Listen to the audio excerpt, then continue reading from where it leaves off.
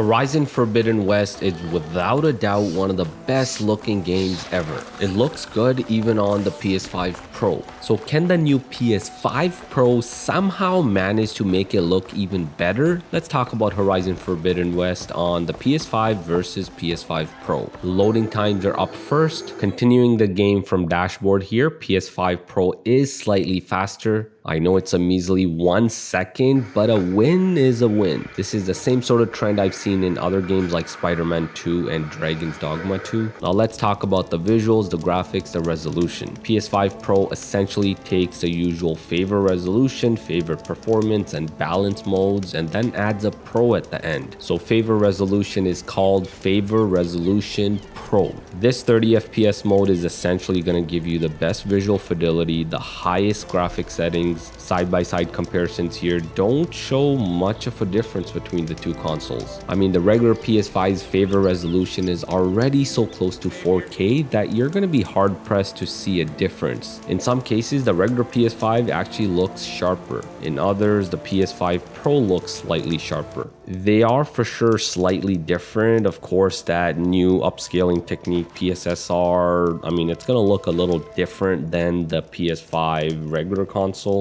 But if you have to work this hard to spot a difference, it really means there's no meaningful difference. Where we can easily see a bit more of a difference is that favor performance mode. Here the PS5 Pro does look slightly sharper. The lighting looks slightly different as well. Also, look at the edges of the objects. It all seems to be smoothened out. This is really anti-aliasing at work, making those jagged lines just seem smoother. Does this new 60 FPS PS5 Pro mode look as good as the 30 FPS resolution mode on the standard console? No, not quite. Here you can see that comparison. The 30 FPS mode on the regular console is still slightly sharper, but things are getting fairly close between them with that PSR upscaling on the Pro. Overall, if I'm being honest, the differences are minimal. 90% of gamers aren't gonna be able to tell the difference. You can even play a game of Spot That Console and try to guess which console you're playing on, the Pro or the regular PS5.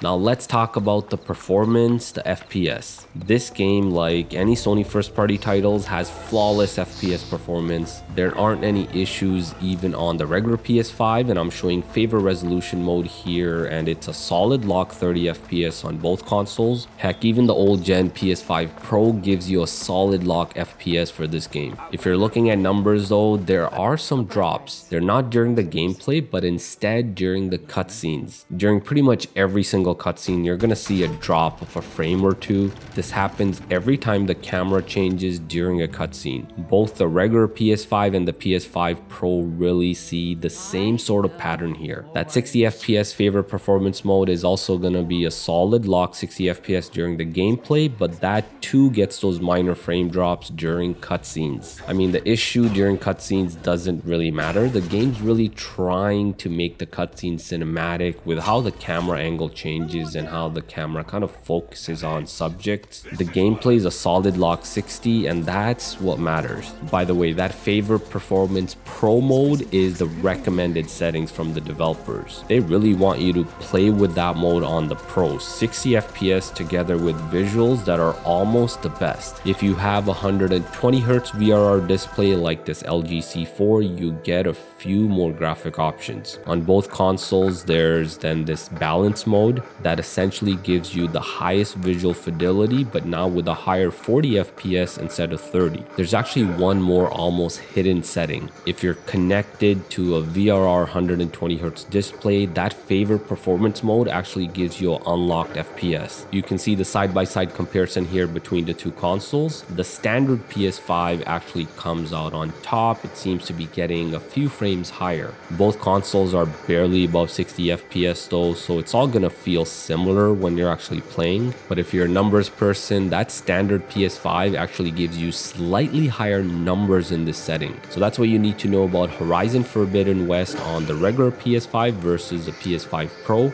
Quite honestly, the differences between the two are minimal. For sure, not worth the extra $250 for this game alone. I've tested other games where the differences are actually much better than this. Horizon Forbidden West was already a game that looked really good, ran really well perfectly on the PS5, so I don't know how they could top that anyways. For the rest of the video, I have some more comparisons, so check those out and let me know if you spot something that I missed.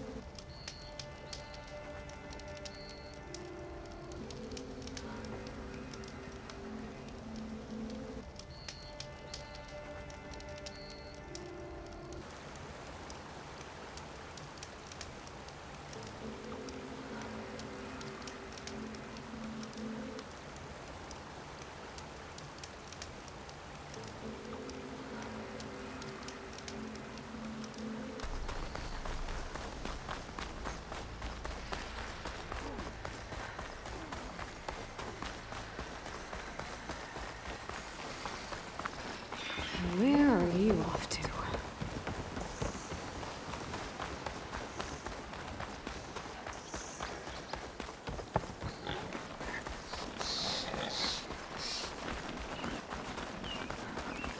that a tripwire?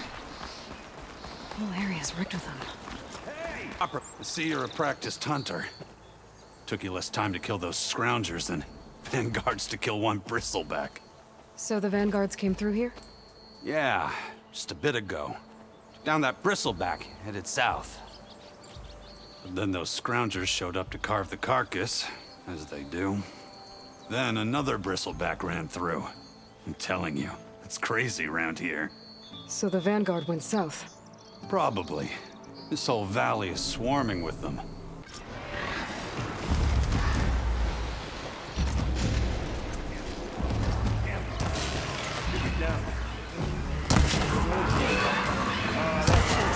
Those bristlebacks have acid canisters on their backs. It should trigger a chain reaction if I hit them with acid arrows.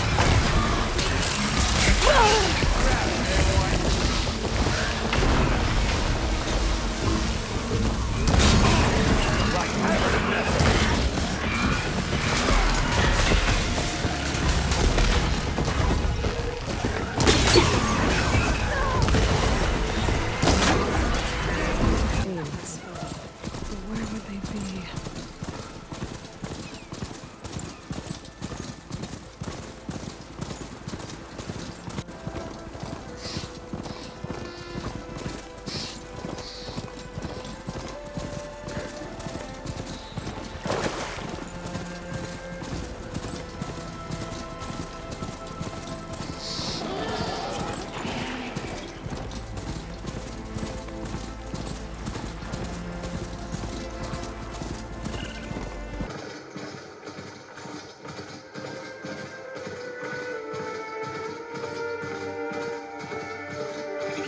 From the old world.